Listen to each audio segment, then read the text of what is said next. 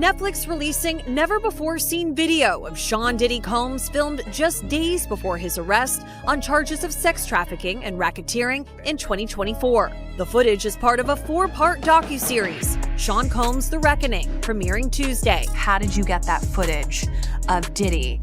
I figured most journalists would not disclose their sources. Does he know y'all have this in the doc? I would doubt he knows. So when this airs, that'll be the first time that his legal team, Diddy, that everybody knows that this footage is now seeing the light of day. Perhaps. Combs' team firing back in a statement to NBC News, saying the Netflix so-called documentary is a shameful hit piece and that they relied on stolen footage that was never authorized for release. His team sending a cease and desist to Netflix. Indeed, man. I mean, had to bring you back, man. This documentary got everybody talking, people going at it. So, it was only right to bring you back and get your point of view, man. But I want to get right into it, man. 50 and Ja. How you feel about both of them going at it? You seen it? I couldn't do nothing but see it, bro. You know what I'm saying? Because 50, tried to smash him with one of the stories that we told on Art of Dialogue before. But what people don't realize is that the story that they put out there is like that having to have some money to keep Big and Craig Mack around before he got to Clyde Davis. You know what I'm saying? They wasn't able to tell that story because they didn't have no intel on that story or what went down, or they didn't do their investigations right, which he also led up to the reason why Wolf ain't here today. You understand? They didn't tell that story. They didn't tell a story about Jessica Rosenbaum, who was at the City College situation. You understand? When it was Puff, Heavy D, and Jessica. And that was the Valley Mob. That's the only way. Wolf ended up losing his life behind Puff and his bullshit. And people they didn't even put that in the documentary. Wolf ended up losing his life. While for some, Diddy's become hip-hop's #1 villain, but over the years, he's made so many enemies, and ultimately, many people were simply delighted to hear of the news of his downfall. One of these people is known to be a hip-hop villain for perhaps less dark reasons. That person is 50 Cent, one of hip-hop's biggest trolls. He took Diddy's downfall as prime time to dish out all of his impending hate against his longtime music industry nemesis. Even months before the allegations came to light, 50 would often take to Instagram to throw jabs at the diddler, such as posting the infamous Lil Baby picture from Michael Rubin's annual White Party, where 50 Cent vowed to never attend a party where Diddy is attending. You have something huge coming up, which is a documentary about P. Diddy, Puff Daddy, P. Diddy. Yeah. Did he do it, right? I know he did it. You've been heavy on social media talking about it. He did it. And I'm the only one who's been vocal about this long before it actually. Oh, you've been saying this for a long time now. And then no one was, they're just, why is he saying this? And now it's coming out like crazy. But I also didn't participate. I also didn't go to those parties. Speaking of, in particular, Netflix docuseries that you've been working on, Diddy Do It. Right. You've been saying for years that you feel you knew Diddy's character. Right. Yet you said you weren't a part of that lifestyle, you weren't going to the parties. So what makes you so absolutely sure that these kinds of allegations that we've seen against him? 50 Cent's highly anticipated docuseries, Diddy Do It, is finally ready to hit the screens. But it seems the road to release has been anything but smooth. The project, which dives into the controversies surrounding P. Diddy, has sparked outrage and resistance from some big-name celebrities. In true 50 Cent fashion, I had to bring you back. This documentary got everyone talking, man. A lot of people want to know why you wasn't in it, man. Well, first and foremost, I thought I was going to be in the documentary at first until I started talking to that director. I think her name is Stapleton. I don't know her name. I don't know, man. Me and 50 talked like 45 minutes. The producers had been calling me and everything. So this one night, 50 called me up and they got him on the phone, man. He was just talking. We was talking about old times. Sit down with Black Hands, sit down with, with Puff Kids, the whole Puff situation, and this documentary that he's gonna be doing. You know what I'm saying? So I told him that I was going to, have Kirk and Tim. Kirk will be the one who talk about the business part of it. Tim will be the one who talk about the growing up phase with Diddy and everything, and over there working in the record industry with him and stuff like that. They was like family. And I was gonna talk about, the street stuff, what was going on with Bad Boy, with the security, with Wolf, with the city college, with the time that I knew about when I was with him up until about early 2004 or something like that. But basically the streets, and then the traveling with him and the atmosphere and everything, and then go back into the Notorious Big stuff with the Tupac and the whole 9 yards, all the stuff that I knew. You know what I'm saying? So we was talking, and he sounded like, yo, listen here, they gonna spare no expense with this whole documentary. So I said, all right, cool. So what I did was I spoke to Tim and I spoke to Kirk Burroughs. And I was like, yo, because I had Tim's number. Tim didn't know how to get in touch with Kirk. Kirk didn't know how to get in touch with Tim. But Kirk was trying to tell me, give him the number with the Tim. I said, nah, I ain't doing that. So I gave one of the producers the number in the whole 9 yards to get in touch with Tim, because I want to see him get money, because I know Tim got a hell of a story with Puff. So then I talked to Tim and I told him, yo, listen here, man, we should go in as a package deal. All three of us, we could tell a hell of a story about this whole documentary. You know what I'm saying? From front to start. Then whatever stuff that they get and everything like that. So yo, let's go in there and ask them for 50 a piece. You know what I'm saying? So Tim was like with it, yo, Gene, whatever, go ahead like that. Kirk was like, yeah, okay, cool, Gene. It was like a general census that we was gonna do this in a whole package deal. You know what I'm saying? And then I started speaking to the producers and everything like that, because 50 had told me himself that they was going to spare no cost in doing this, because he wanted to tell the story, and he wanted to tell the story like it was supposed to be told and everything like that. I said, yeah, okay. So then the director, I got to get her name, man, because it don't even sound, I want to put her on blast, because she was telling me, she was saying to me that what I was asking for was crazy, and they wasn't spending money like that. I'm talking about, you got footage, you got clothing, you got, I was doing footage, I had pictures, all the stuff that I had, you could figure out a way to pay a brother and stuff like that. And then I was telling her about some prices that I've already received, and I had the invoices to show it.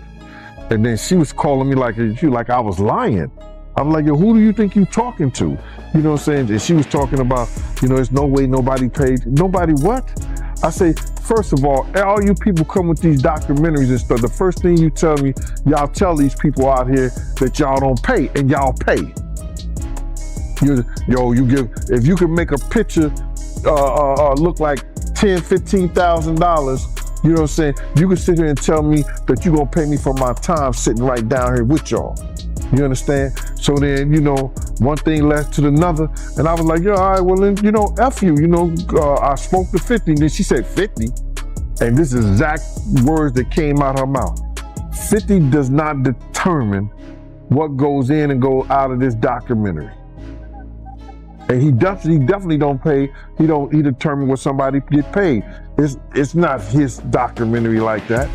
I was like, oh, so if it's not his documentary, and I spoke to him like that, I don't need to be doing nothing with you, because I'm doing this on the strength of him. But you gonna pay me if I do it.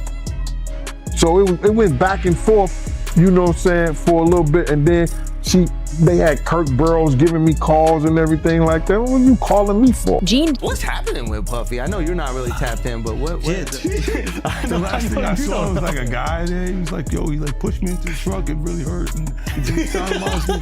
I was like, yo, look, I could find other things to do for money. Did you see the video? I could find other things to do for money. But I'm not sure I could say that for money. How much is this guy trying to get? I don't know. Like, it's a simple situation, but it's like 20 mil, I can say it. You still had the blackest face out. You still had the mimic his voice because he's like, but his voice wasn't even that different. And then a little deeper. I was like, almost like, no, that's you, young buck. Yo, I almost felt like it was him. I almost knew who it was. You know what I mean? I was like, nah, that's yo, you can't say that dudes are having other dudes, bro. That might come for you. You say sweet love. Yeah, you gotta say make sweet love. That's young buck breaking right there. Make sweet love. There's rules to rap beef now, bro. Not in your day. Well, I'm saying like, God, man, why is your homeboy so close to you when you come out of there? Look like you guys just made sweet love. I'm gonna say sweet love instead of anything. To me, that's better because they're gonna try to make it something else. You know what I mean? Yeah, that was smart. Like I didn't think about that. You know, I say things that are borderline. Like I'm like, oh my God, you're in trouble. You? Like all the time. Because I just say. Nah, but you got close when he offered to take you shopping. Yeah, you see, Amika's in the same shirt. He's out there in the same shirt. This is not for. This is really happening. I'm just saying to you. No, stop it, man. You set that up. Look, you set that up. This dude, he's in the same shirt. What do you mean he's in the same shirt? Obviously was not offended by what I was offended by. This is what I'm saying, bro. Like you go, I'm like, nah, it was odd. Like, this is some of the things that people say, like girls, guys may say to a girl, you know, like, let me take a shot. See? Damn. They found it that quick. What do you think is happening in the middle? I don't know what is going on. Wow, they found Kendrick and White. You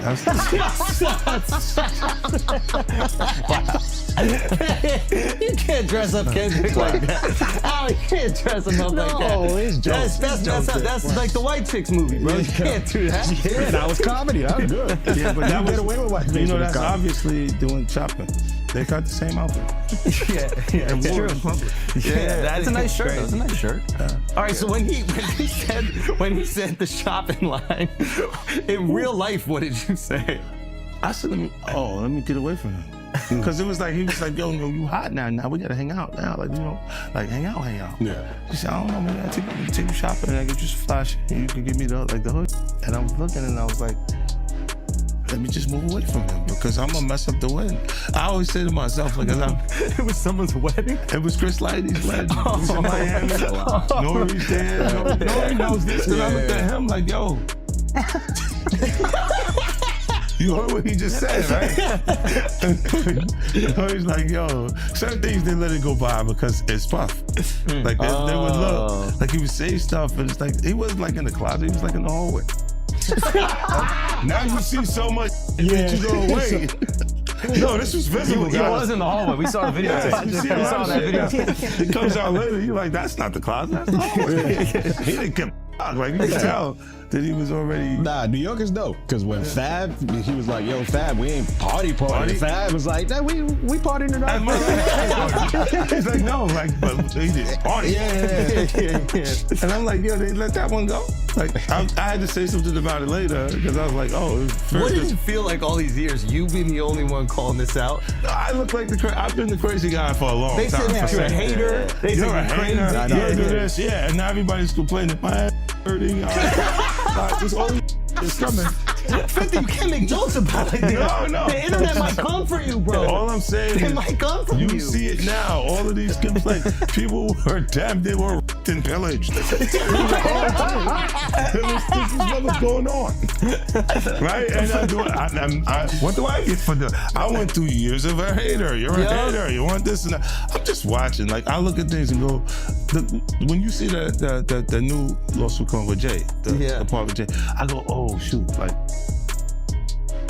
then I think about it, I go, that had to be there. So when I was saying that he was missing, He just wasn't actively being out there because they was dealing with that. Wait, do you think there's truth to the Jay thing? There's no way. Know, like that. Look, you know what's like if you say, I have this thing where I'm conflicted when it takes you 20 years to remember something happened. Damn. However, the saga stretches back all the way to 2006. According to an article by The People, in 2006, 50 Cent released a diss track against Combs titled The Bomb, in which he insinuated Combs had something to do with Biggie's 1997 Who Shot Biggie Smalls? We don't get him. They're gonna kill us all. Already told, Anthony Wolf Jones had already told them, if you're not taking two tour buses of my niggas from the Valley, that's Co-op City in the Bronx, the Valley in the Bronx.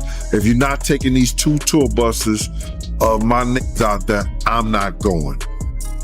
Had told Puff them, had told Kirk Burrows. You understand? I went down there and Kirk Burrows called me up. He's like, yo, Gene, you and Wolf, I got y'all tickets to LA. I said, all right, cool. So I go down there and I pick up the tickets to LA. I got Wolf ticket. I got a Wolf ticket. So I'm calling Wolf up. I said, yo, Wolf, I got your ticket to go to LA. Wolf said, I ain't going. I said, what you mean you ain't going? He said, yo, Gene, I ain't gonna tell you how I'm making I ain't gonna tell you how to make your money, but I'm gonna let you know this. I told Puff them if they wasn't gonna take 2 tour buses of my niggas out there with us, I'm not going. Wolf is the head of all the functions that has to do with Puff dealing with security. I had my own contract with Puff, yeah. Paul Alford ran Green Gate Security, which is the daily operations of Puff stuff. That's his house, his cars, his transportation. He ran the office, the bad boy office, the clothing, all. He ran the daily operation with his security. Wolf is over whatever's happening with Puff. You understand? Wolf tells Puff them and tell Kirksboro them, no, if y'all not going out there right, nobody should go out there at all. Kirk calls me, I said, yo, Gene, you gonna go? I said, yeah, I'll go, bro. He said, Gene, I said, yo, dog, but we shouldn't be going out there. I tell Kirk the whole, yo, Gene, all y'all gonna be doing is going to the studio and y'all gonna go to Soul Train and go to the studio. Y'all not hanging out, y'all not doing nothing. All me and Puff did when we went there that month was hang out. And I told people all the time, and I said in the documentary before, I thought this kid had a death wish because all we did was hang out. We never saw Big at not one of the events that me and him went to. The House of Blues, movie theaters, not the California, the Celebrity Club, I guess. Is it Celebrity? No, begins with a C. Never seen him in none of the clubs, none of the places. You understand? Big ain't coming to none of the places. The one time Big went out is when he got. The one club that he went out to is and that's where he got. So Wolf did not and was not going anywhere that had to do with California. And it wasn't because of the Jake situation. It was that he wanted to be safe, and the only way he felt safe if he was going out there with the dudes from his clique. And that was the Valley Mob. That's the only way. Wolf ended up losing his life behind Puff and his bullshit. And people they didn't even put that in the documentary. Wolf ended up losing his life behind Puff and his and that with BMF. That's a big segment in my book that I wrote I wrote a whole big situation in my book regarding that, man. And I know you're doing this. I want to say that right there because I was there the night that Meech had promised Puff. You know what I'm saying? He ain't have to worry about Suge Knight. He ain't have to worry about nobody from this point on. And telling Puff some shit made him think that he could talk to Wolf any kind of way. Because if anybody knew BMF was powerful back then, they had dudes from everywhere. And Meech telling him he ain't have to worry about nobody no more, it made Puff think that he could tell Wolf that he didn't need Wolf no more. Days after a damning surveillance video showed Diddy his ex, a documentary is closer to becoming a reality. Now let's bring in TMC's Michael Babcock. Good morning to you, Michael. Morning, guys. How are you? We're doing all right. So tell us what's going on with this. We understand rapper 50 Cent has been shopping this around. Yeah, and you know what? I think a lot of people thought that 50 was just trolling, and if anyone follows 50 on Twitter or Instagram, you know, he's no stranger to that. He definitely, you know, engages in trolling and makes a lot of jokes. So when he had, you know, repeatedly taken shot after shot after shot at Diddy and then said, hey, I'm working on a documentary, I think a lot of people thought that he was just joking around. It turns out he's not. So this is actually a real project that's being made under his G-Unit movie and TV studio, and he's made a bunch of really successful projects under that banner. They were actually selling it around to different streaming, organizations, including Netflix. Netflix ultimately had the most money, placed the winning bid, and at some point here in the future, we don't know exactly when, but this is actually going to be something that airs on Netflix. So many people may not know, I mean, the two of them have had beef for decades. 50 Cent has kept his foot on Diddy's neck for decades. Absolutely. Look, they once worked together a long time ago. They're not friends now. They don't like each other. And 50 has taken every shot, especially when Diddy has been down.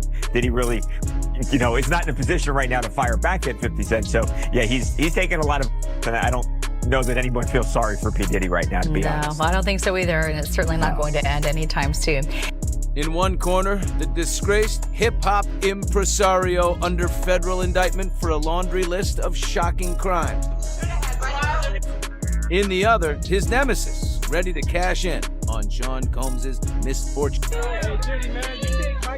Puffy's latest legal battle has reignited one of rap's biggest feuds. Wannabe ballers, shot callers, brawlers. Between Diddy and 50. Many men.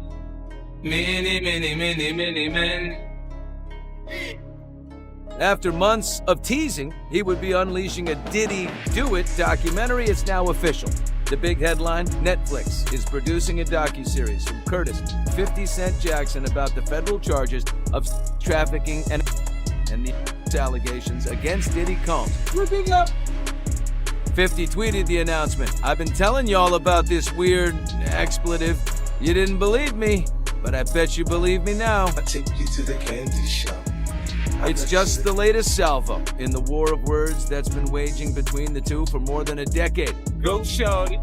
It's your birthday. The feud blew up shortly after 50 hit it big. He claimed Diddy had information about the killing of Notorious B.I.G. Claims Diddy, of course, denied. They even allegedly got into a physical fight at the 2012 BET Award. For saying here, right now, you're never gonna beef with anyone else publicly? 50 made this promise about shooting from the lip when he joined me here in 2020. You're a scrapper. This is like an alcoholic going into a bar. I don't know. Someone takes a shot on you in Insta, you might be responding. I got a new way to respond. I'm like, brother, why is my inner peace interrupting your demons? 50 told us this about his Netflix doc. This is a story with significant human impact. It is a complex narrative spanning decades, not just the headlines or clips seen so far. Joined by CNN's Elizabeth Wagmeister. Wags, Diddy's attorney says he can't wait to testify. For what? For what purpose? To blow people up or to exonerate himself? Look, Diddy has maintained his innocence all along. For him to take the stand is a huge gamble. He can deny every allegation in the world, but prosecutors say that they have a treasure trove of evidence. Where are arrows pointing for you? This is a huge fight ahead for Diddy. You have more accusers who I hear are going to come forward. So this is an uphill battle for Diddy.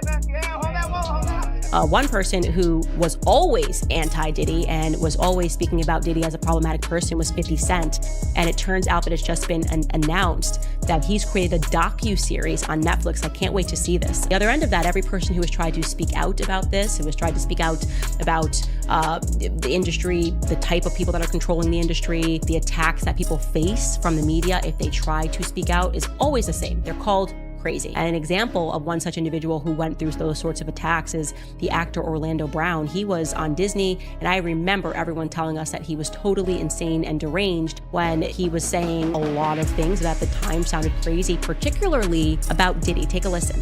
The requirement is you gotta say no to Diddy. If it's new booty in the building, you know he's gonna get it. Don't take your girlfriend to a Diddy party. You can take the, but he won't you. Diddy, to me, is the fall guy. We are still seeing a major effort to protect the big names, just like with Jeffrey Epstein. Apart from the docuseries, 50 Cent has always been the king of pettiness on social media, and his trolling of Diddy is nothing short of iconic. Whether it's mocking Diddy's fashion choices, lifestyle, or even the simplest things like a party picture, 50 never misses an opportunity to clown him publicly. Fans can't get enough of these hilarious jabs. Also said in a documentary that, Diddy, he used big budget to pay for, Big's funeral. Yeah, when I heard that ain't the first time I heard it though, bro. They said Big had paid for his funeral through his budget. You know what I'm saying? So if anybody would know that, Kirk Burrow would know that.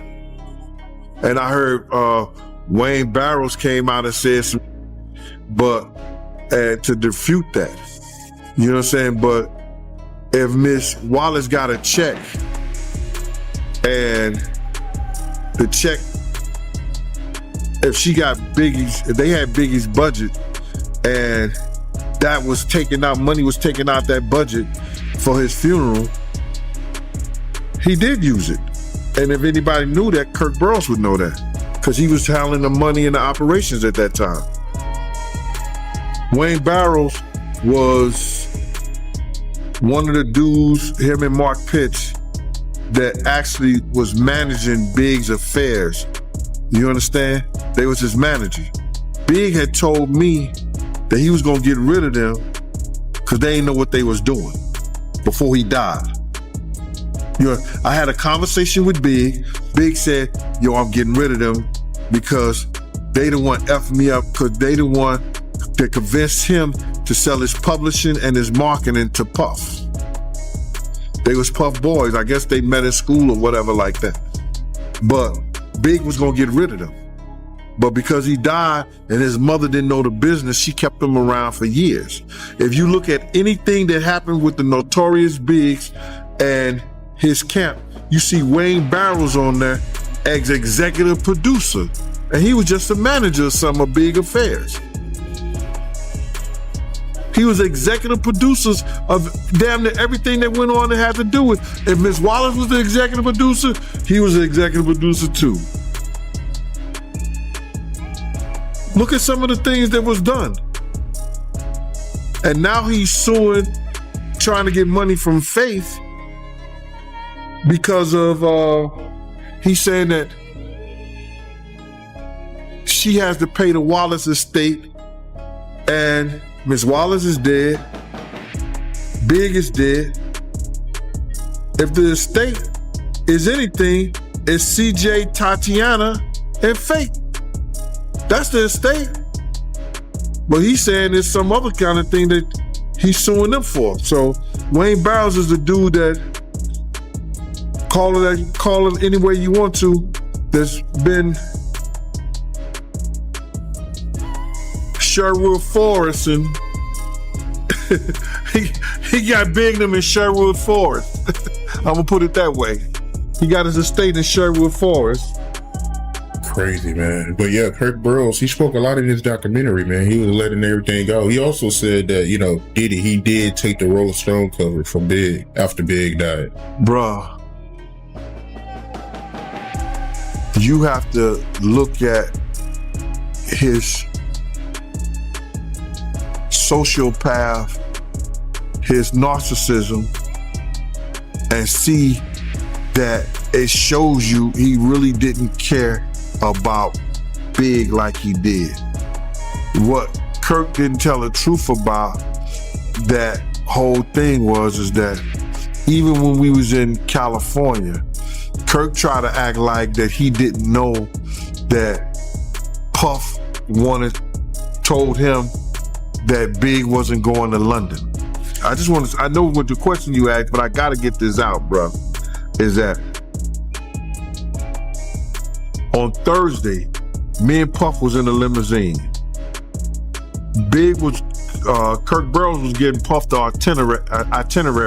itinerary of what Big and what's his respect, and told him that we was leaving Saturday, this, that, and the third, the whole 9 yards.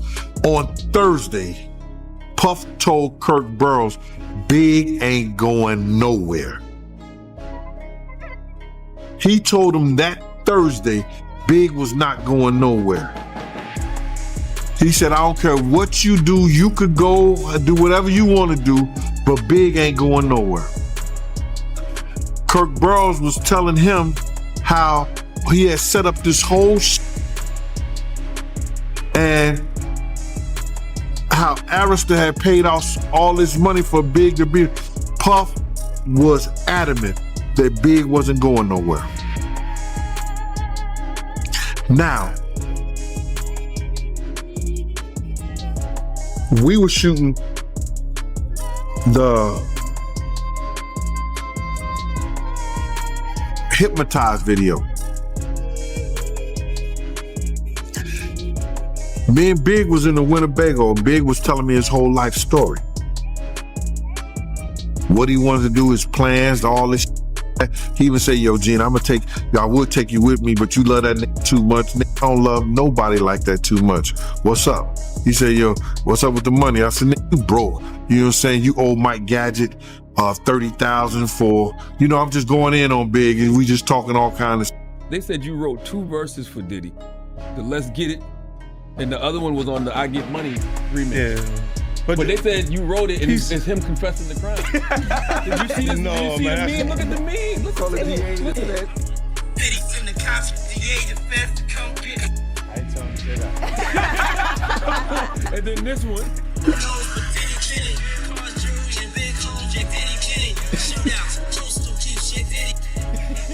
Jay, help me with that. Jay, help me with that. Jay, help me with that. Jay did that part right there when he said, cut it out, man. Shootouts, coast to beat. I wasn't around, but that was like East Coast, West Coast. That was it. And then Keefy D comes out and says, you know, I'm not involved in this. There's so many rappers who actually warned us about Diddy and what he was up to. 50 Cent is one of them. He's regularly trolled Diddy. He's regularly put up clips like this. Donald Trump. Puffy, you stupid. I told you stop f***ing with R. Kelly. I said grab them in the don't kidnap the They raided your you see. I got a courtesy call when they raided my house. And now it turns out that he was right. This is not a shock to anybody. He's continuing to troll Diddy. A photo of him and Drew Barrymore saying he doesn't have 1,000 bottles of baby oil. This is part of the freak-off parties that Diddy used to have. The contents of which I can't actually explain here because I don't want to get the channel banned, but they're awful. You can read the indictment yourself. Yeah, the trolling will continue. Why you have 1,000 bottles of baby oil? Do I even want to know? Oh!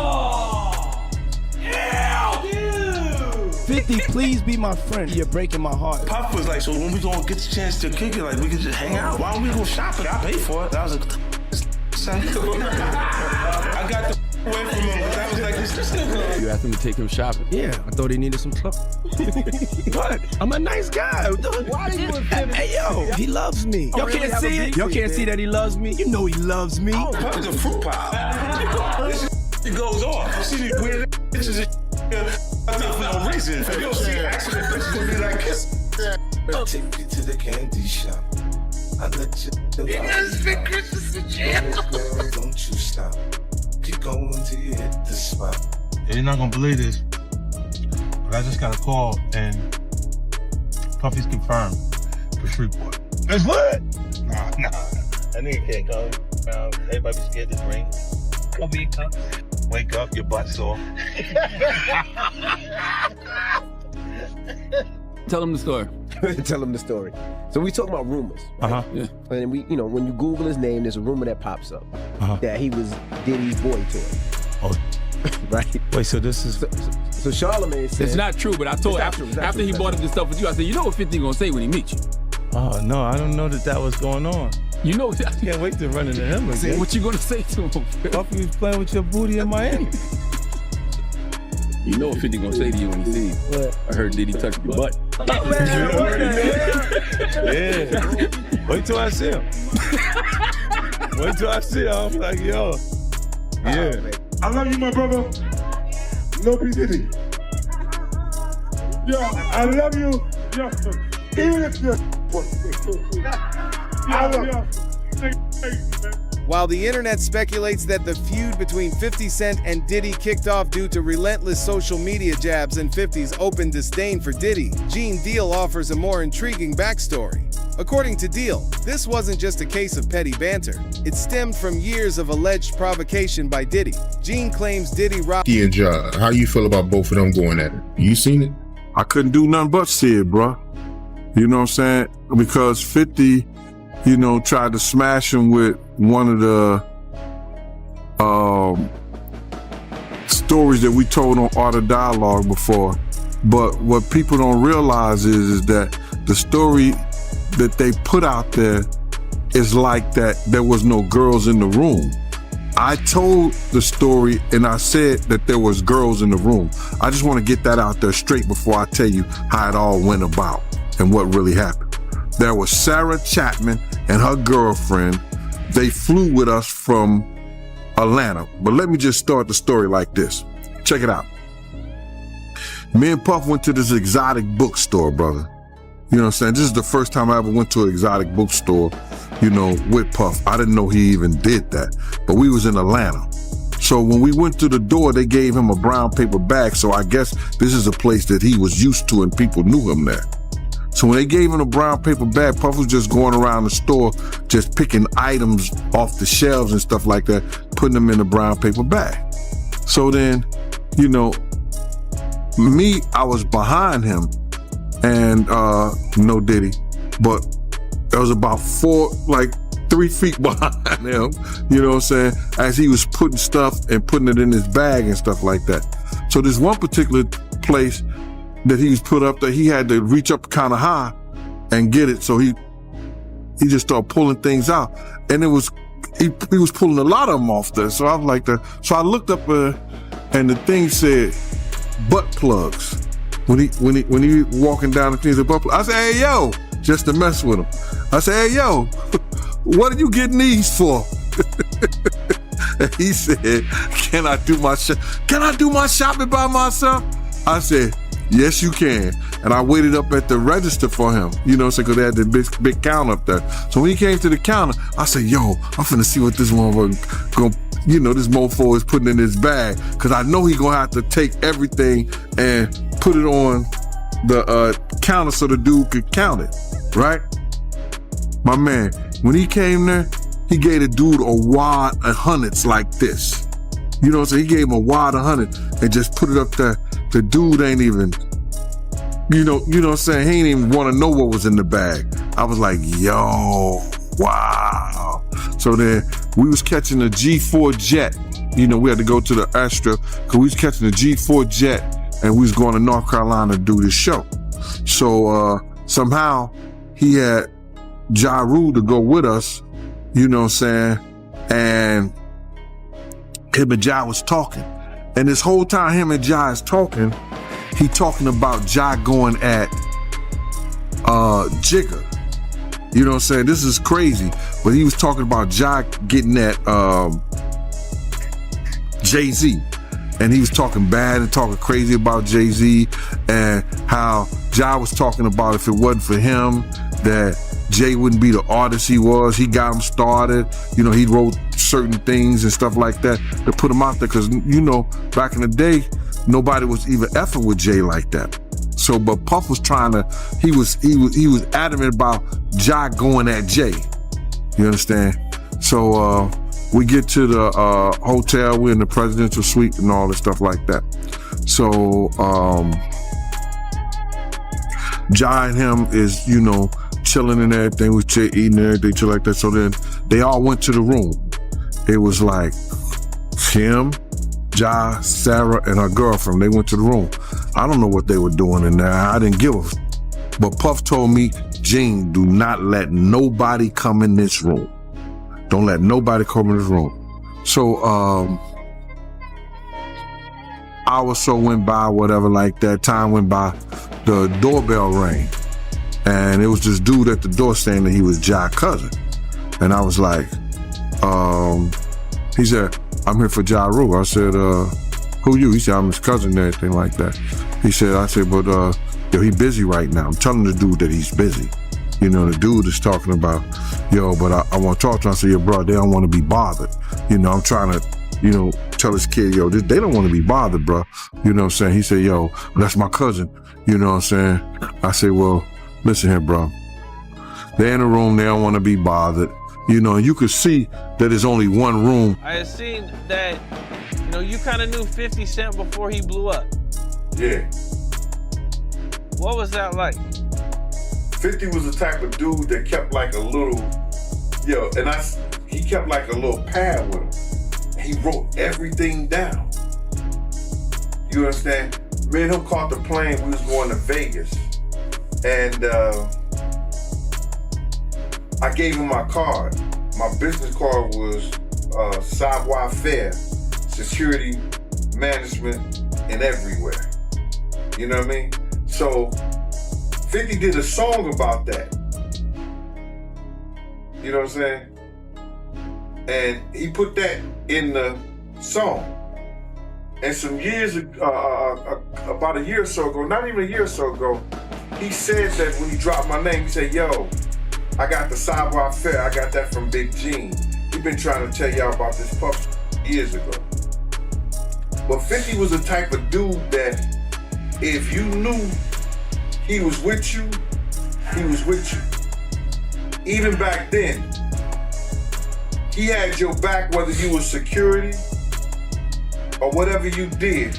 If he was with you, he was with you. And that's what you gotta love about him. You know what I mean? You ain't gotta question his loyalty, you know what I'm saying, on some fight or if you in a situation, because he going out. Well, I guess you were hanging around him or knew him, right before he got shot. Well, what happened was is that I had got some information. 50 came to my house. I tried to fit him on a vest, but I'm like, at the time I was like a 3X. And 50 was like a large, you know what I'm saying? So he couldn't really fit the vest, but I gave him a cover to try to tell him, because he had some pads, some vest pads. So I just told him what the situation was that I knew. And told him he had to watch himself because those cats was gonna come at him. You know what I'm saying? And he was like, yeah. And he was supposed to be going to Cancun. And I told him, if you come to Cancun, I got you, because I used to be down there doing security at Daddy-O's. You understand? And I had people down there that I knew that was from Puerto Rico, and they was working down there, so they should make sure when I hit the island, anything and everything I needed, I could get it right there on the island. You understand? They worked directly with the syndicate.